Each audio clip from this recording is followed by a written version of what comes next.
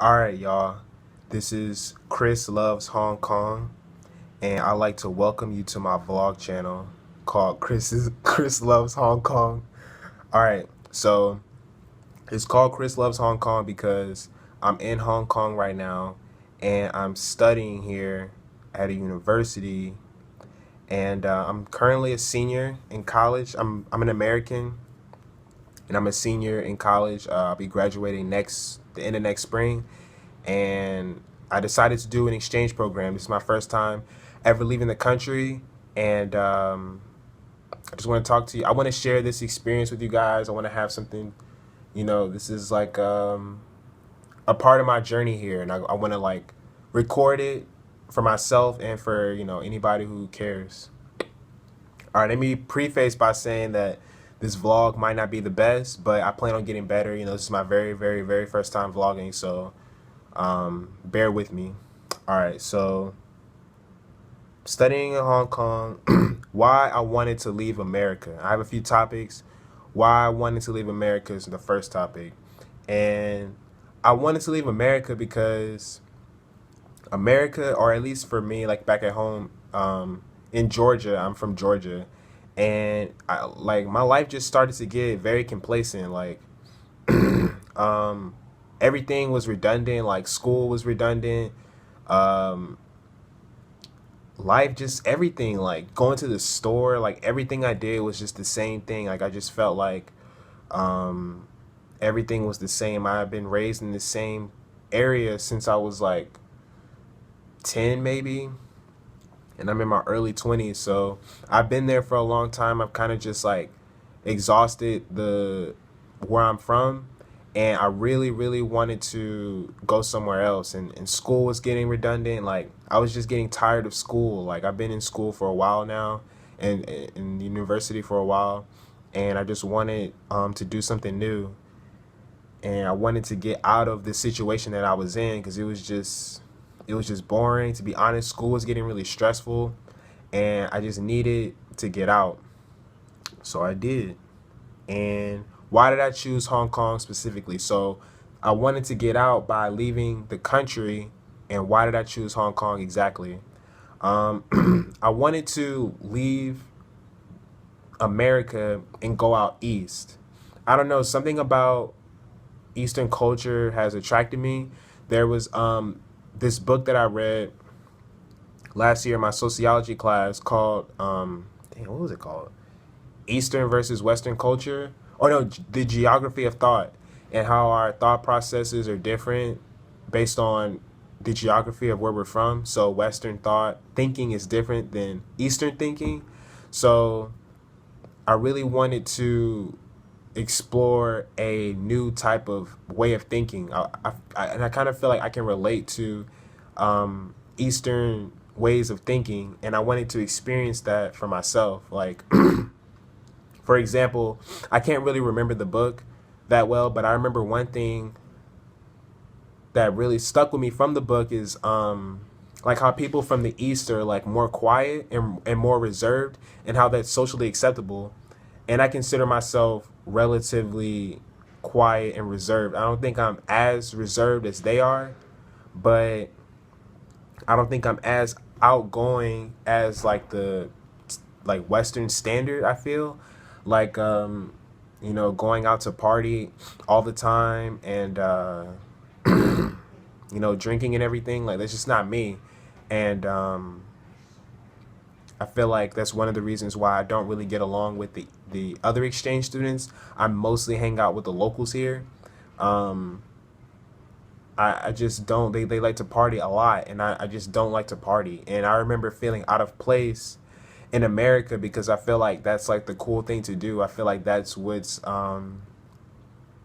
you're supposed to do, and I didn't want to do that. So it's funny. I'll talk to an exchange student and from like France or something, somewhere they're still out west, but they're not from America. Most people are from Europe, but and I'll talk about that in another video. How I feel like why Europeans are traveling so much and why they're more pro travel than I think maybe any other country or any other continent.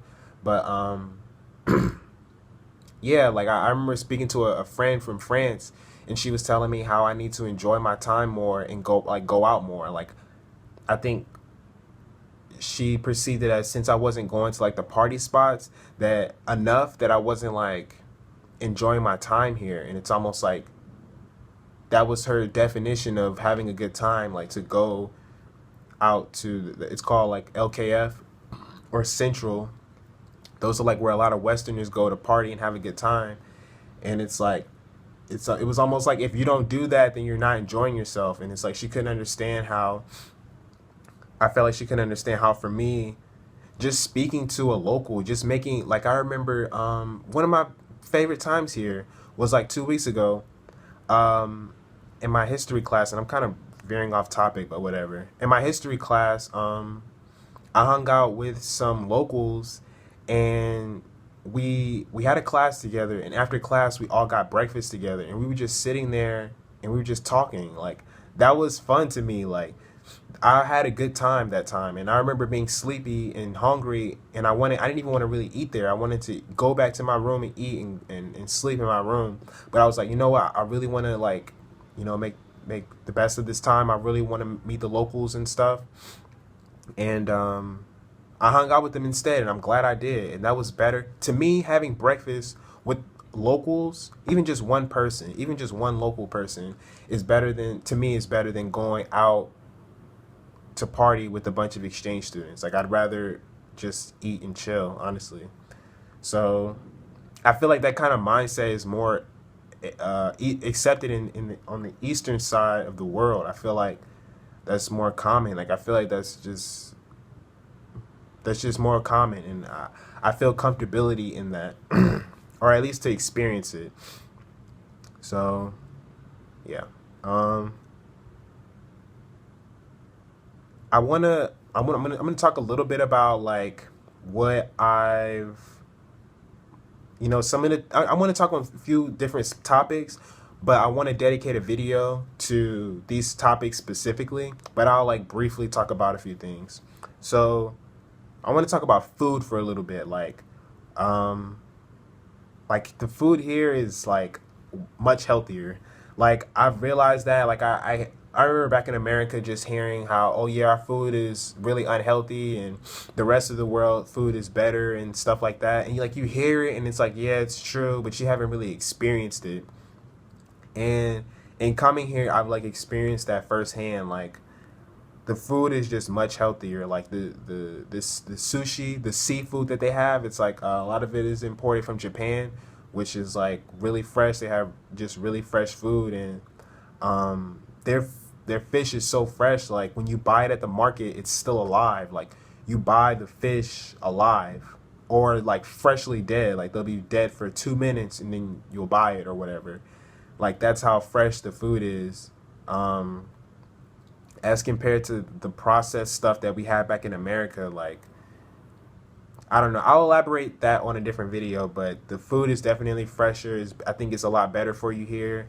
Um, the food is really small. Like here's my milk. This is my milk, and granted, it's cheap. It's $9 Hong Kong, which is like $1.20 in America. But it's like I have to buy this like 3-4 times a week because it's just so small. And like there's no gallon milk here.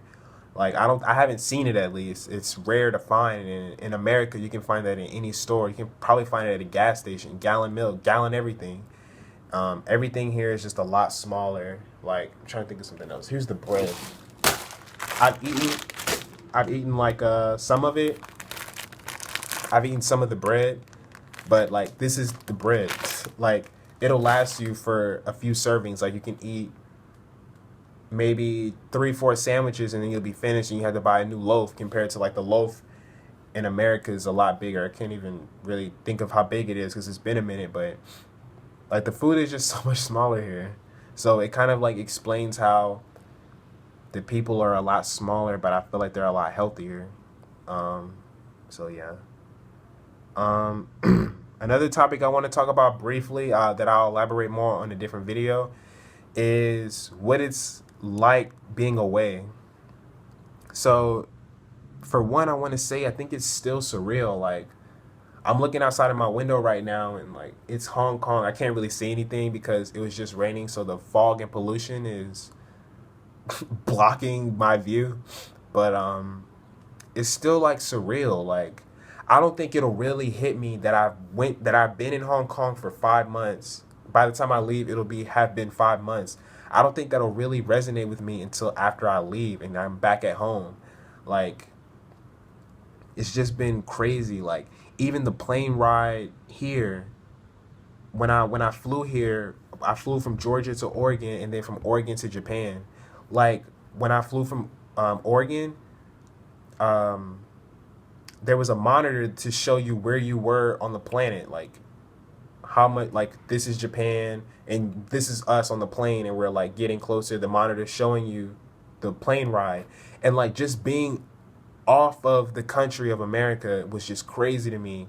And like to be here, like I'm here and I've always been over there, and to be over here is just really crazy. Like if you never left the country and you leave the country and you're like not like in if you're from America, not like Mexico or Canada, I mean like leave the country, like go to Europe or the Middle East or Australia or something, and when you look at a map and it shows you where you are, it's saying like you are here, and it's so far, it's on the opposite side of the world. It's crazy. Like it's just really interesting to see that.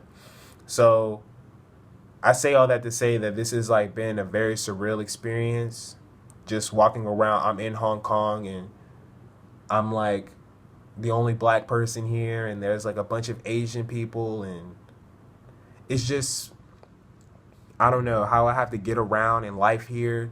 It's a little different, but I don't feel like it's really resonated with me. I've adapted to it, but I don't think it's like really hit me yet, honestly. Or maybe it has, but it hasn't been that big of a surprise. I don't know, but I feel like I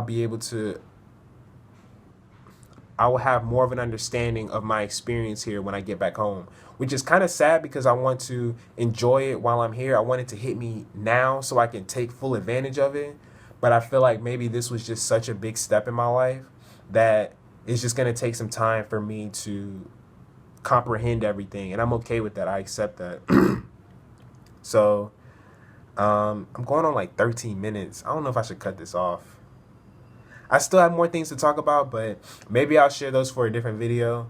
Um, uh, yeah, maybe I'll just share it for a different video. And I plan on uploading more. It's March now, and I was supposed to start this back in January. So it sucks that I waited so long, but at least I finally started. Um, I have a lot. I think I have a lot to talk about. It's funny. I was worried about if I had enough to speak about, and I can't even finish. So I have a lot to talk about. I'll have different videos targeting on specific topics, so I'm not being too general. I can be specific and I can be detailed. But I think you guys should subscribe to my channel. I think it'll be really fun. I think it'll be a journey. Like you guys can experience this with me. If you're thinking about going on exchange, or if you've gone, or you have suggestions or whatever, like I think you guys should subscribe to me and come along the ride. I think it'll be dope. So, and you guys will motivate me to post more. So, I guess that's everything. I'll see you guys next time. Hopefully I'm recording this with an iPhone, so maybe next time I'll have like a real camera or something. But until then, peace.